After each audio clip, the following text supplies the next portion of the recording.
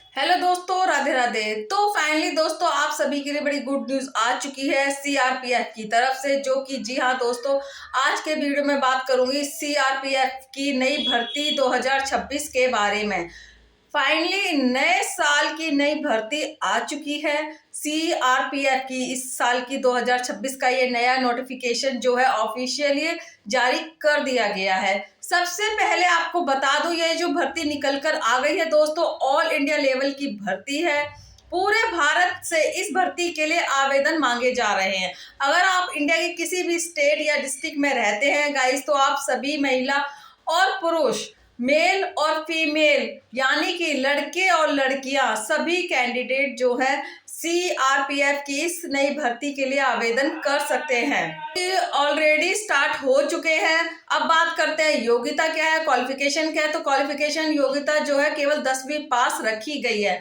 अगर आपने केवल 10वीं पास कर रही है तो आप सभी कैंडिडेट सीआरपीएफ की इस नई भर्ती के लिए आवेदन कर सकते हैं। और दोस्तों, आवेदन करने से पहले आपको बता दूं कि यहाँ पे पहले आपकी दौड़ होने वाली है। जी हाँ दोस्तों, दौड़ के माध्यम से यहाँ पर आपका सिलेक्शन रखा गया है। अगर आप इंटरेस्टेड हैं, अगर आप दौड़ लगाने में सक्षम हैं, तो आप इस भर्ती के लिए आवेदन कीजिएगा, ठीक है। और जी हाँ दोस्तों, ये जो भर्ती निकल कर आई है सीआरपीएफ में, बम्पर भर्ती निकल कर आ गई है। आपको बता दूं, यहाँ पे 5500 से अधिक पदों पे ये भर्ती का नोटिफिकेशन जो है ऑफिशियली जारी हो चुका है। ऑल इंडिया लेवल की ये भर्ती आ चुकी है। मेल फीमेल सभी कैंडिडेट आवेदन कर सकते हैं। तो शानदार भर्ती है। केवल 10वीं पास कैंडिडेट जो है आवेदन कर सकते हैं, जो कि आवेदन ऑलरेडी स्टार्ट हो चुके हैं। तो दोस्तों, अगर आपने अभी तक इस भर्ती के लिए आवेदन नहीं किया है तो फटाफट से आज ही आवेदन कीजिएगा। और आवेदन करना कैसे है, स्टेप बाय स्टेप, वो भी आपको बताऊंगी, ताकि आप अच्छे से आवेदन कर सकें। और आवेदन करने से पहले जो भी दस्तावेज मैं आपको बताने वाली हूँ आगे वीडियो में, उन तमाम दस्तावेजों को कंप्लीट कीजिएगा, फिर आवेदन कीजिएगा, वरना आपका फॉर्म रिजेक्ट भी हो सकता है। और इस भर्ती के लिए एज लिमिट क्या है, फीस क्या है, सैलरी क्या है, तैयारी कैसे करनी है, सिलेक्शन किस प्रकार से होगा, दौड़ किस प्रकार से होगी, सारी जानकारी आपको मिलने वाली है। बस दोस्तों, वीडियो को पूरा एंड तक जरूर देखें और जल्दी से वीडियो को लाइक करें। अपने सभी दोस्तों के साथ ज्यादा से ज्यादा शेयर कीजिएगा, ताकि आपके साथ साथ उन्हें भी इन भर्तियों की जानकारी हो सके। अब आगे बढ़ते हैं और बात करते हैं सीआरपीएफ कांस्टेबल जीडी रिक्वायरमेंट 2026 के बारे में। फाइनली आपको बता दूं, central reserve police force CPRPF CRPF में जो भर्ती निकल कर आ गई है, एसएससी के द्वारा निकाली गई है जीडी कांस्टेबल की भर्ती। और यहाँ पर आप 5500 भर्ती निकाली गई है, जिसके आवेदन ऑनलाइन मांगे जा रहे हैं।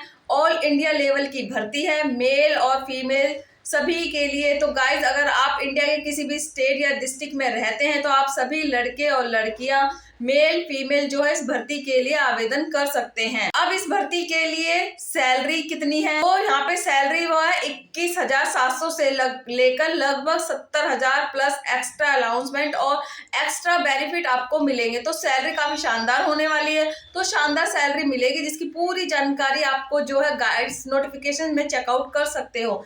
एज लिमिट क्या रखी गई है, तो कम से कम 18 एज है और मैक्सिमम यहाँ पे 23 साल तक के कैंडिडेट्स आवेदन कर सकते हैं।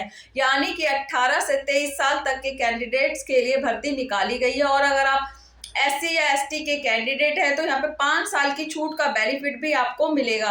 वहीं ओबीसी के कैंडिडेट को 3 साल की छूट का बेनिफिट मिल जाएगा, जो कि एस पर रूल आपको यहाँ पर बेनिफिट दिया जा रहा है, ठीक है। अगर आप रिजर्व कैंडिडेट हैं तो बेनिफिट जरूर लीजिएगा, फिर आवेदन कीजिएगा। अब बात कर लेते हैं एप्लीकेशन फीस कितनी है। तो जनरल ओबीसी के लिए मात्र 100 रुपये फीस है, जिसका पे आप सभी ऑनलाइन करना है। बाकी एससी एसटी टीपीडब्ल्यू के लिए बिल्कुल निल है, निःशुल्क है। आप सभी कैंडिडेट जो है निःशुल्क आवेदन कर सकते हैं। एससी एसटी पीडब्ल्यू के अब नीचे आते हैं और बात करते हैं सिलेक्शन के प्रोसेस के बारे में, तैयारी कैसे करनी है। तो आपको सिलेक्शन के प्रोसेस में आपको बता दूं, आपका रिटन एग्जाम होगा, आपका CBT बेस ऑनलाइन एग्जाम लिया जाएगा सबसे पहले, उसके बाद आपको फिजिकल टेस्ट होगा। तो दोस्तों इस भर्ती के लिए आपको एग्जाम की तैयारी कैसे करनी है, एग्जाम का पैटर्न क्या होने वाला है, तो यह रहा एग्जाम का पैटर्न। आप यहाँ देख सकते हैं, कंप्यूटर बेस आपका एग्जामिनेशन होगा, CBD के आधार पर आपका एग्जाम लिया जाएगा।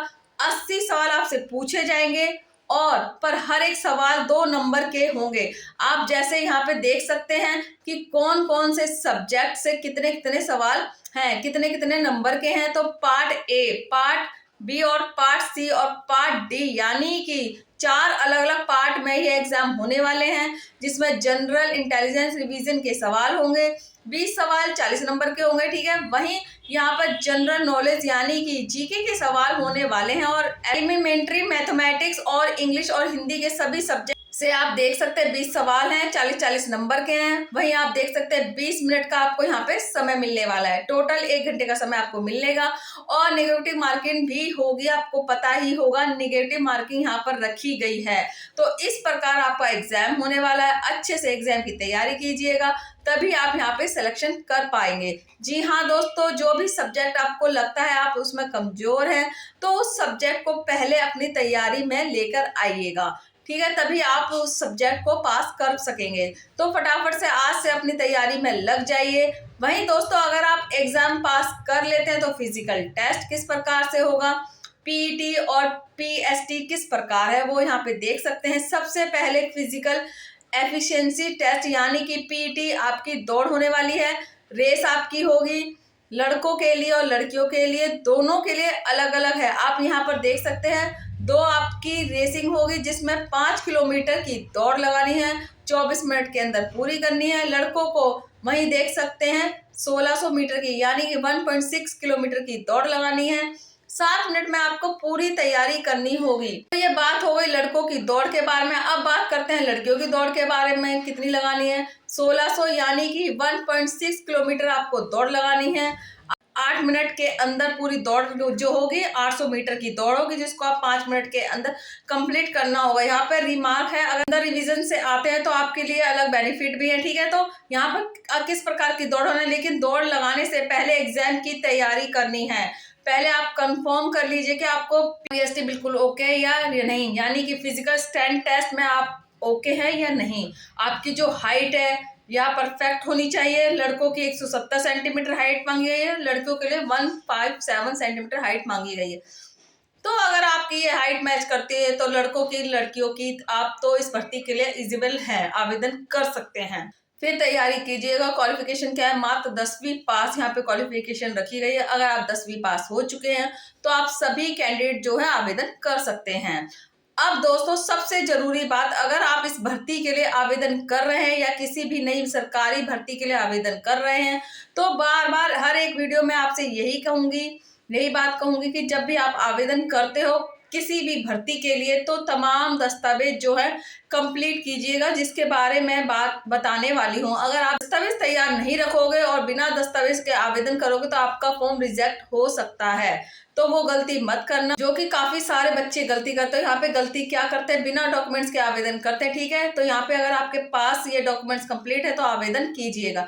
सबसे पहले फोटोग्राफ, पासपोर्ट साइज से कम 4 मैक्सिमम 20।